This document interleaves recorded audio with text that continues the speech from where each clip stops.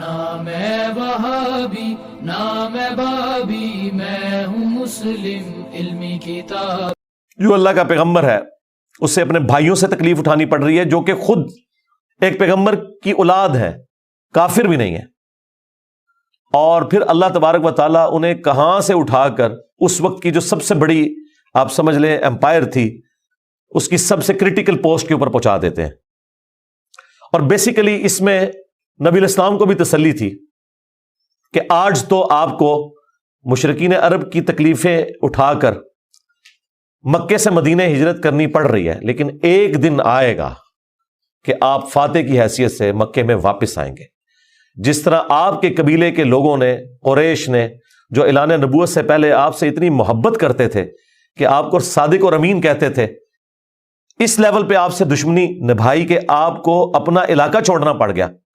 ایک دن آئے گا انہی لوگوں میں آپ فاتح بن کر آئیں گے، اور اس وقت آپ بادشاہ ہوں گے، اللہ کے خلیفہ ہوں گے، اختیار آپ کے پاس ہوگا۔ جس طرح کہ یوسف علیہ السلام کو ان کے بھائیوں سے تکلیف پہنچی اور انہوں نے ان کو بیچ دیا، وہ غلامی کی زندگی انہیں گزارنی پڑی، اس کے بعد جیل کی زندگی، اور الٹیمیٹلی اللہ تعالیٰ نے انہیں مصر میں آپ سمجھ لیں بے تاج بادشاہی بنا دیا۔ لیکن وہاں پہ بھی اینڈ رزلٹ کیا نکلا؟ لا تثریب علیکم اليوم، آج کے دن میں تم پہ کوئی گرفت نہیں کروں گا۔ اور یہاں پر بھی نبی علیہ السلام بھی جب آپ کو پتا ہے مکے میں داخل ہوئے تو آپ نے وہی الفاظ دہرائے جو یوسف علیہ السلام نے دہرائے تھے، لا تثریب علیکم اليوم، آج میں تم پہ کوئی گرفت نہیں کروں گا۔ یار یہ اخلاقیات پیغمبروں کے ہی ہوتے ہیں، یہ حوصلہ پیغمبروں کے اندر ہی ہوتا ہے۔ اللہ تعالیٰ ایک خاص انہیں یہ ملکہ دے دیتا ہے، وہ اپنے نفس پر اتنا قابو پا لیتے ہیں کہ اپنے دشمنوں کے لیے اتنا نرمی کا رویہ تمام اختیار کے باوجود، یہ نبیوں کا ہی خاص ہے۔ اللہ تعالیٰ ہمیں بھی اس طرح کے اخلاق میں سے حصہ عطا فرمائے، آمین۔ اچھا، ایران والوں نے یوسف علیہ السلام کی پوری یہ جو بایوگرافی سورہ یوسف میں آئی ہے، اس کے اوپر ایک تفصیلی فلم 45 اقساط کے اوپر بنائی ہے فارسی زبان کے اندر، اور کئی زبانوں میں اس کی ڈبنگ ہو چکی ہے۔ عربی کے اندر ہو چکی ہے ڈبنگ، اردو زبان کے اندر پیغام والے جو ہیں کراچی کے پروفیشنل ڈبنگ انہوں نے کی ہے۔ آپ کو لگتا ہی نہیں ہے اردو میں فلم بنی ہے یا فارسی میں، اتنی پروفیشنل اس کی ڈبنگ ہے۔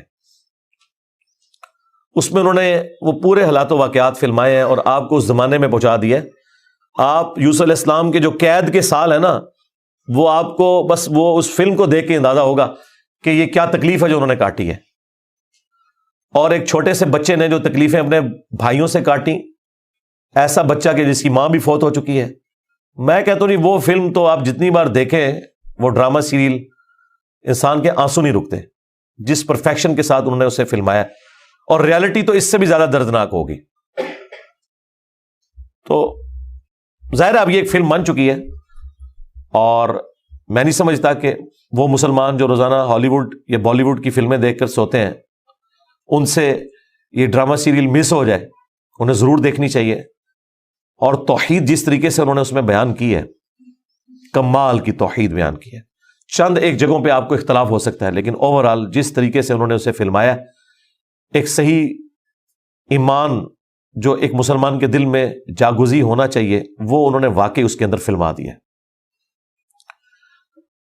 میں شروع میں ایک بلو پرنٹ کے طور پر سورہ یوسف میں جو یوسف علیہ السلام کی بایوگرافی آئی ہے وہ بیان کر دیتا ہوں، مختصر سی، تفصیلی میں نہیں کروں گا تاکہ آپ کا ٹیسٹ خراب نہ ہو۔ پھر آپ جب ان آیات سے گزریں گے تو آپ اس ٹیسٹ کو فیل کریں گے۔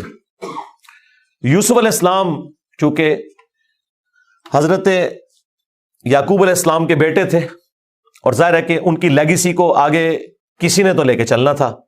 یوسف علیہ السلام کے 11 بھائی تھے، ان میں سے ایک بنیامین تھے، جو ایسے بھائی تھے کہ ماں اور باپ دونوں کامن تھے، اور باقی جو 10 بھائی تھے وہ دوسری والدہ سے تھے ان کے، وہ خالہ بھی لگتی تھی ان کی، یوسف علیہ السلام کی، اور ظاہر ہے کہ ماں بھی تھی کیونکہ ان کے والد نے ان سے نکاح کیا ہوا تھا۔ 10 بیٹے اس ماں سے تھے، 2 یہ تھے، اور آپس میں ان کا ایک حسد والا معاملہ ہو گیا شیطان کی وجہ سے۔ ظاہر ہے کہ اب باپ کی لیگیسی کو کس نے آگے لے کے چلنا ہے؟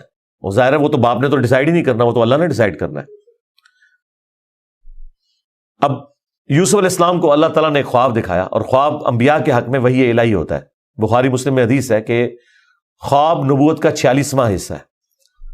حضرت ابراہیم علیہ السلام کو بھی خواب میں ہی دکھایا گیا تھا، سورہ الصافات میں آتا ہے کہ میں اپنے بیٹے کی قربانی کر رہا ہوں، اسی لیے انہوں نے اسے ایگزیکیوٹ کرنے کی کوشش کی اور اللہ تعالیٰ نے فدیہ بھیج دیا۔ لیکن ایگزیکیوٹ اتنی بڑی ایکٹیویٹی کو کرنا کہ بیٹا قربان کرنا، اسی لیے تھا کہ وہ وحی الہی تھا۔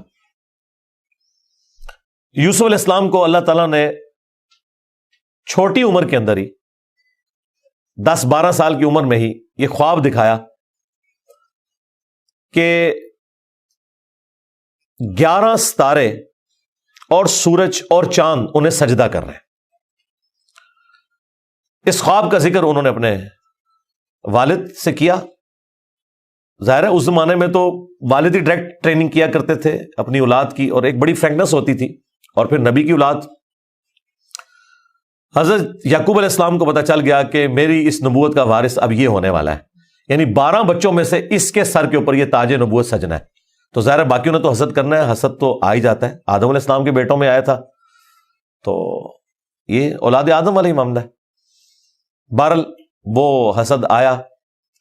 حضرت یعقوب علیہ السلام نے یوسف علیہ السلام سے کہا تھا کہ اس خواب کا ذکر تم نے اپنے بھائیوں سے نہیں کرنا، ورنہ وہ تمہارے خلاف کوئی نہ کوئی چال چلیں گے۔ لیکن بہرحال یہ خواب والی بات کسی طریقے سے لیک ہو گئی، یوسف علیہ السلام نے تو نہیں کی، لیکن شاید آپ کی بیوی نے سنی اور انہوں نے باقی بیٹوں تک بات پہنچا دی۔ بہرحال کچھ ہوا ایسا معاملہ،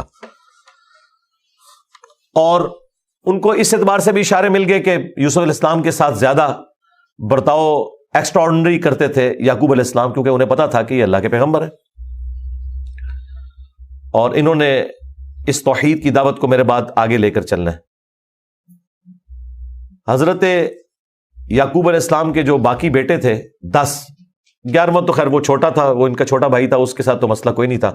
وہ 10 بیٹوں نے اپنے باپ سے کہا کہ ہم دیکھتے ہیں کہ آپ بڑے پوزیسو ہیں یوسف کے معاملے میں، اسے آپ ہمارے ساتھ بھیجیں، یہ بھی ہمارے ساتھ کھیلا کودا کرے، جب ہم اپنے جانوروں کو چرانے کے لیے لے جاتے ہیں تو اس کو بھی ساتھ لے جائیں گے، تھوڑی اس کی بھی آؤٹنگ ہو جائے گی۔ تو حضرت یعقوب علیہ السلام کو یہ بات کلک کر گئی کہ یہ کچھ کرنا چاہتے ہیں۔ ان کو تو اندازہ ہی نہیں تھا کہ اتنی بڑی آزمائش ان کا انتظار کر رہی ہے۔ یار 40 سال کی جدائی آپ امیجن کریں، اور قرآن میں آیا کہ وہ نابینا ہو گئے تھے رو رو کے، اس تکلیف سے وہ گزرے۔ تو انہوں نے کہا کہ مجھے خطرہ ہے کہ تم یوسف کو صحیح طریقے سے دیکھ بھال اس کی نہیں کرو گے، کیئرلیس ہو جاؤ گے، چھوٹا بچہ ہے، کوئی بھیڑیا اس پہ حملہ آور نہ ہو جائے۔ انہوں نے کہا ہمارے ہوتے ہوئے 10 بھائی جس کے ہوں تو پھر تو ہم پھر نام کے ہی جوان ہوئے۔ بہرحال وہ تقدیر میں لکھا تھا، ایسا تو ہونا تھا۔ یوسف علیہ السلام نے وہاں پہنچنا ہی تھا جہاں اللہ تعالیٰ نے انہیں اتنا بڑا منصب عطا کرنا تھا۔ وہی ہوا، تنگ آ کے یعقوب علیہ السلام نے اجازت دے دی، وہ لے گئے یوسف علیہ السلام کو، اور پلان یہ بنایا کہ اسے قتل کریں گے۔ لیکن ایک بھائی تھا جو آڑے آ گیا، اس نے کہا قتل نہ کرو، ہے تو ہمارا بھائی، ہم اسے کسی کنویں میں ڈال دیتے ہیں۔ اور ان زمانوں میں جو قافلے گزرا کرتے تھے وہ کنویں پہ پانی کے لیے رکتے تھے، تو ہو سکتا ہے کہ کوئی نکالے تو یہ اس کے ساتھ ہی چلا جائے، جان چھوٹ جائے، قتل نہ کرو۔ اور اس میں وہ یہ بھی کہتے ہیں کہ ہم اس وقت تو یہ ایکٹیویٹی کرتے ہیں، پھر بعد میں اللہ سے توبہ مانگ لیں گے، اللہ تعالیٰ بڑا بخشنے والا مہربان ہے، جو کچھ بھی ہے تیرے محبوب کی امت سے ہے۔ یہ بھی قرآن میں نقل ہوا ہے، وہی سیم مینٹالٹی آگے چل رہی ہے، بعد میں نیک بن جائیں گے۔ اور انہوں نے ڈرامہ بازی یہ کی کہ یوسف علیہ السلام کے کرتے کے اوپر کسی بھیڑیے کا خون مال لیا، اور کہا کہ ہم تو اسے سامان کے پاس چھوڑ کے گئے تھے، پیچھے سے بھیڑیا آیا اور یوسف کو کھا گیا، اور یہ اس کی قمیض ہے۔ عشاء کے وقت روتے ہوئے آئے، رات کے وقت قرآن کے الفاظ ہیں۔ حضرت یعقوب علیہ السلام کو سمجھ آ گئی کہ یہ میری آزمائش شروع ہو گئی ہے، کیونکہ توحید ایک ننگی تلوار ہے۔ انہیں سمجھ آ گئی تھی کہ میں نے اپنے بیٹے سے جو اتنی شدید محبت رکھی ہے نا، اللہ تعالیٰ مخلوق کی محبت کو برداشت نہیں کرتا، ایٹ لیسٹ ایک پیغمبر کے دل میں اس ایکسٹریم لیول کے اوپر جا کر۔ تو میری آزمائش شروع ہو گئی ہے اب۔ تو انہوں نے کوئی بحث نہیں کی، انہوں نے کہا میں صبر کروں گا جو کچھ ہوا۔ ان کو پتا تھا کہ یہ اب اللہ کا فیصلہ ہے، کرنے سے کچھ نہیں ہونا. جو کوئی تھوڑی بہت کوشش کی وہ کی, انہیں اینڈ پہ ان کا میں اب صبر ہی کروں گا, جو اللہ اس کے لیے فیصلہ کرے. وہی ہوا. ایک قافلہ وہاں سے گزر رہا تھا, انہوں نے پانی کے لیے ڈول ڈالا, اور یوسف علیہ السلام کو اللہ تعالیٰ نے قرآن میں آیا کہ یوسف کو ہم نے تسلی دی کہ ایک دن آئے گا کہ تم اپنے بھائیوں کو بتا دو گے جو انہوں نے یہ غلطی کی تھی, ہم تمہیں سرخرو کریں گے. بہرحال ابھی تو تمہارے لیے طے ہو گیا. اور ظاہر جبرائیل علیہ السلام آنا شروع ہو گئے چھوٹی عمر میں ان کے پاس, ان کی تسلی کے لیے. اسی لیے ڈھارس بندی, انہوں نے پانی کے لیے ڈول ڈالا, یوسف علیہ السلام نے وہ پکڑا اور باہر نکل آئے. اور بھائی جو ہیں چھپ کے یہ منظر دیکھ رہے تھے. انہوں نے کہا یہ نہ ہو یہ پھر واپس آ جائے. انہوں نے چند ٹکوں کے عوض, چند دراہم کے عوض بیچ دیا. کہا یہ ہمارا غلام تھا, تو بھاگ کے آئے, یہ ہمارا غلام ہے, اور جان چھڑائی اس طریقے سے. یوسف علیہ السلام بھی چپ کر کے چلے گئے. انہیں پتا تھا کہ میرے لیے فیصلہ ہو چکا ہے, اور کس تکلیف سے وہ مصر تک پہنچے, اور وہاں پہ غلاموں کا بازار لگتا تھا وہاں بیچنے کے لیے, عبرانی غلام, اور پڑھنا لکھنا بھی جانتے تھے, ذہین بہت تھے. تو عزیز مصر وہاں سے گزر رہا تھا, یعنی آپ سمجھ لیں بادشاہ کے بعد جو سیکنڈ پوسٹ ہوتی ہے. اس نے دیکھا کہ یہ تو شکل ہی غلاموں والی نہیں ہے, یہ کوئی ایکسٹرا آرڈنری بندہ ہے. اس نے خرید لیا اور لا کے اپنی بیوی سے کہا کہ یہ میں خرید کے لایا ہوں, اولاد تو ہماری کوئی نہیں, ہو سکتا ہے ہم اسے ہی اپنا بچہ بنا لیں. اور یوں یوسف علیہ السلام کہاں دور دراز کے شام کے علاقے جو سویلائزڈ بھی نہیں تھا, بھیڑ بکریاں چرانے والے بدو لوگوں میں سے اٹھ کے اس وقت کی سب سے سویلائزڈ حکومت مصر کی, فرعونوں کی حکومت. آج تک آپ یہ اہرام مصر, گیزا کے جو ہے پیرامڈز یہ دیکھ رہے ہیں, یہ ان لوگوں نے تعمیر کیے ہوئے.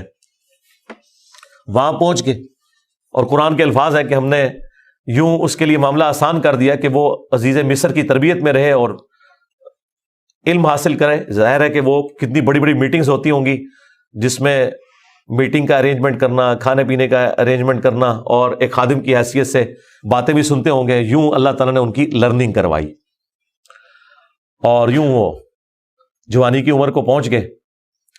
اب عزیز مصر کی جو بیوی تھی, ظاہر ہے کہ وہ ادھر کا جو ماحول تھا ایک بے حیائی کا, اس کا وہ شکار تھی. وہ صرف وہ نہیں تھی, باقی عورتیں بھی تھیں. اس کی قسمت مری ہوئی تھی اس اعتبار سے کہ آزمائش سب سے پہلے اس پہ پڑی. یوسف علیہ السلام کو اللہ تعالیٰ نے حسن دیا ہوا تھا, تو وہ ان پہ فریفتہ ہو گئی, اور اس نے کوشش کی کہ انہیں برائی پر آمادہ کرے. دروازے بند کر دیے, قرآن کے الفاظ ہیں, برائی کی طرف بلایا. پہلے بلایا تو کسی اور کام سے تھا, اور اللہ تعالیٰ نے قرآن میں کہا کہ اس عورت نے یوسف کا قصد کیا, یوسف بھی قصد کر لیتا اگر اپنے رب کی نشانی نہ دیکھ لیتا, برہان.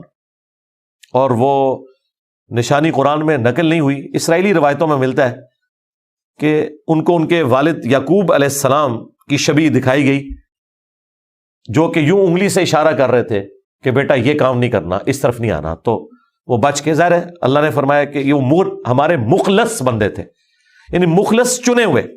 ایک لفظ ہے مخلص جو اخلاص شو کرتا ہے, ہم مخلص ہونے کی کوشش کرتے ہیں, لیکن مخلص پیغمبر ہوتے ہیں جنہیں اللہ اپنے لیے خالص کر لیتا ہے. نام ہے وہابی نام ہے بابی, میں ہوں مسلم علمی کتاب.